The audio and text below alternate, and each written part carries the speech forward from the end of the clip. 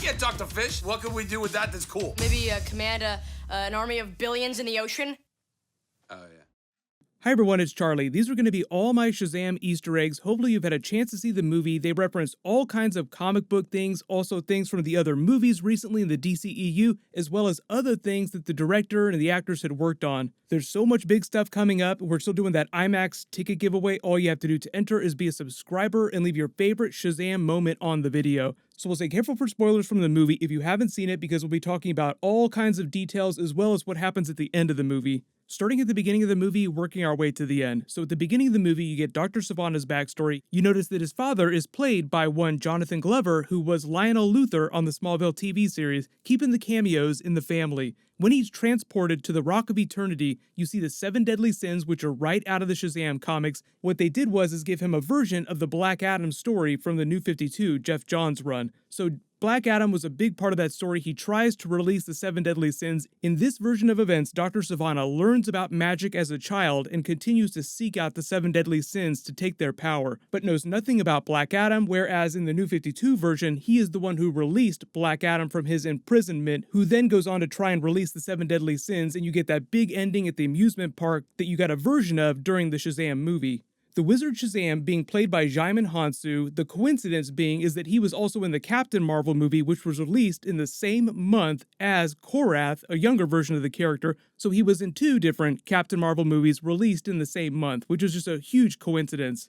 But at the beginning of the movie, when Billy tricks the police officers into breaking into that pawn shop, you see an Annabelle creation doll on the shelf. That's the movie that the director who directed Shazam did before this. When Billy gets arrested and taken into family services, on the desk of the woman who's talking to him is a smiley face from the Watchmen comics. If you didn't know, they're going to be doing a Watchmen TV series on HBO that'll premiere later this summer. There were a ton of Tawny tiger references throughout the film. He had a tiger on his backpack, which is a reference to that, but they also revealed that they're going to be heading into the Magic Lands in the sequel, and in the recent Rebirth comics, Tawny, the tiger people that he belongs to, are from the Magic Lands, so we might actually meet the literal talking tiger during one of the sequels. When they're fighting the 7 deadly sins in the amusement park later in the film, he gives one of the stuffed tigers to the little kid.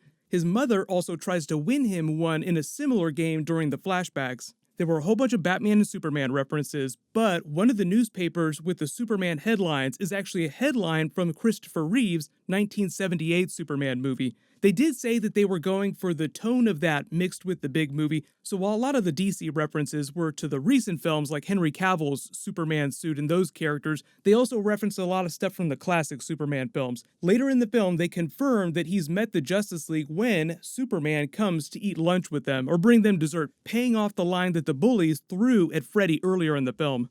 The reason why they said they didn't show his face is because they wanted to use Henry Cavill, and his schedule just didn't work out for that cameo. They wrote lines of dialogue, but they actually liked it the way it went down because it's all about Freddy's reaction, and it would have been a little bit different if Henry Cavill had launched into this big speech when he sat down. You all spotted Freddy's bullet that bounced off of Superman he claims is authentic, probably worth $500, he says. There's a replica Batarang from Batman v Superman. There's all the superhero t-shirts that Freddy wears. He wears an Aquaman t-shirt with Jason Momoa's Aquaman symbol on it. Presumably, this is taking place after the events or concurrently with the events of the Aquaman movie, but because it's around Christmas time, I'm assuming it's after Aquaman.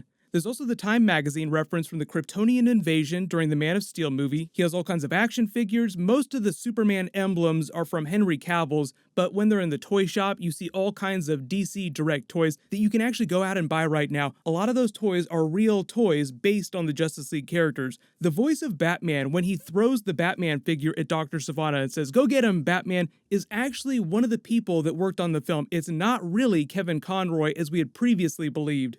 When both Dr. Sivana at the beginning of the movie and then later Billy enter the Rock of Eternity, inside the entrance you see a bunch of magical artifacts strewn about. Most notably Mr. Mind, who makes an appearance at the end of the film when he comes to Dr. Sivana after he escapes, but you also spot this magic mirror that looks like it's right out of Snow White. There's actually someone who lives in the mirror called Francesca in the comics they might bring into one of the sequels, but a lot of those magical artifacts are just meant to be Easter eggs. There were a lot of people that thought that they spotted the Helmet of Fate, but I don't think that that's anywhere in the background of these shots, but you do spot this magical scepter in the background here that's also in the background of this shot called the Ibs stick, which belonged to Ibis the Invincible. The burning violin that you also see in there is also a reference to a former pupil of the wizard Shazam from the classic Shazam comics that appeared during Captain Marvel Adventures number 64. He was a person named Augar. He enchants a violin to set fire whenever someone plays it, gives it to one of his henchmen, and they use it to burn down New York City. The Wizard Shazam gives Billy a very magical PowerPoint presentation on Black Adam and the history of the Rock of Eternity in the Magical Council. They make no reference to where he is in present day, but they say that they wrongly gave him their powers. He unleashed the 7 deadly sins to get revenge on man for the death of his wife, and they barely fought him off at the cost of all of his brothers and sisters. Presumably, they also subdued Black Adam, and he will be released during the Black Adam movie. The high school that they go to is called Fawcett Central, which is a reference to Fawcett Comics, the original publication that told the Shazam stories when he was still called Captain Marvel. When they cut class to go test Billy's powers, the abandoned warehouse that they go to is an Ace Chemicals abandoned warehouse, which is a reference to the Joker in the Batman comics. When they're trying to come up with funny names for Billy, they make a couple Marvel references. Captain Sparklefingers is actually a female Captain Marvel reference. Kelly Sue DeConnick, during her run, called Carol Danvers Princess Sparklefist a couple times. Then you also hear someone try to call Billy Zapton America, as in Captain America. When they're at the real estate agent's office trying to find a superhero lair, they make a couple references to the Christopher Nolan Batcave. Yeah, we're looking for a cave with a waterfall wall flowing over, with a cave that we can jump into, just like the Batcave during the Dark Knight trilogy.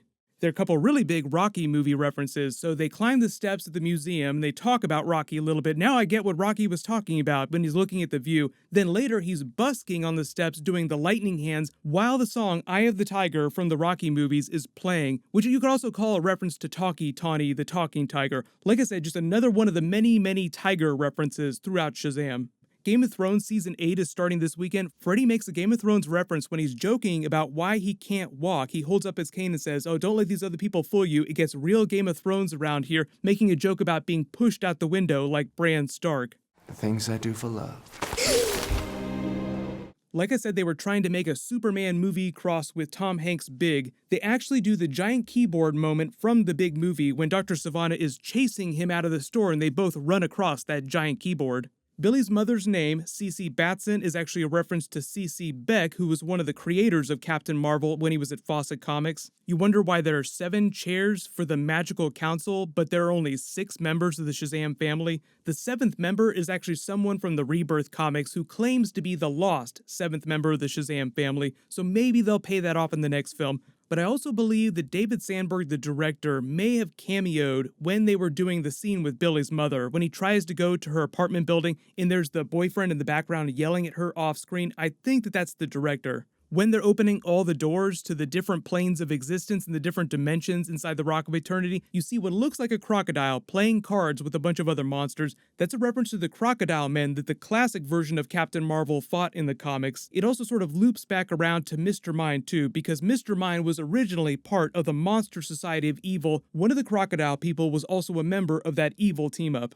Like I said, at the end of the movie, when Dr. Sivana is in his cell and Mr. Mind comes to visit him and says the 7 realms are about to be ours, he's talking about the 7 realms of magic, the magic lands, which are actually happening right now in the current comics. We've only got a little bit of them, but Black Adam actually just appeared during that storyline. So if they want to keep the sequels just localized to the magic lands, then they could always introduce Black Adam that way. The moment at the end of the film when he gives the Shazam family their powers is right out of the comics, but like I said, in the original New 52 version of that story, it was Black Adam that they were fighting during that moment, not Dr. Sivana. Some of these Easter eggs are like 3 levels deep too. It gets super meta. So Adam Brody is playing the adult super version of Freddie Freeman, which I think is a perfect casting. They both have the exact same personality. But if you remember, Adam Brody was originally cast as the Barry Allen Flash during Justice League Mortal, which was a movie that never ended up happening. So the sort of bringing it around full circle. He even taunts the 7 deadly sins, saying, "I've studied every single superhero move." So it's just a reference to all the stuff that he almost did when he was once upon a time the Barry Allen Flash. When Superman comes to eat lunch with them at the end of the film, the way I take it is that a little bit of time has gone by, enough for Billy to go seek out the Justice League. He's probably met with Superman, he's probably met Wonder Woman, Aquaman, the other members. So he's had enough time to get to know Superman well enough to convince him to come eat lunch at a kid's high school, which is not something that Superman would typically do for anybody. But it is Henry Cavill's Superman suit. Obviously, this is a body double because it's not really Henry Cavill standing there, but that's who it's meant to be. There were all kinds of other minor references, like they talk about leaping tall buildings in a single bound, all the different powers that they try to test him with, fire immunity, super strength. They're basically going down the list of all the powers of the Justice League characters. And at the end of the film, the very last post-credit scene, he says, "Well, I can't talk to fish. What can we do with that?" Freddy gets all exasperated and tugs on his Aquaman shirt. "Oh, I don't know, summon an army of fish." And he goes, "Oh, well, that's not that cool." Jason Momoa in real life already said that he loves the Shazam movie, so he probably laughed pretty hard when he saw that the first time. But I'm sure that in some sequel, they'll find a way to pay off other big Justice League cameos and references. So if it wasn't clear, they now have the Shazam family. Technically, they probably have enough that they don't need to cross him over with the other characters, but I think that everybody hopes to someday see him in a Justice League film. But if you spotted any other really big Easter eggs for the comics or anything else from the other movies, just write them below in the comments. In related DC news, the Flash TV show is back next week. The episode is called Godspeed. They're probably going to do a version of Godspeed on it, so look out for that. Game of Thrones is starting this weekend. I'll be doing videos for that all season long, and obviously there's all the Marvel Avengers Endgame stuff happening. Congratulations to The Flow. You're the giveaway winner for my last big DC video. Please email me on the About page of my channel so I can get your details. Click here to watch The Rock explain what's going on with Black Adam inside the DCEU in the Black Adam movie. He teases a whole bunch of stuff. And click here for my brand new Avengers Endgame Hawkeye video. Thank you so much for watching. Everybody stay awesome. I'll see you guys tonight.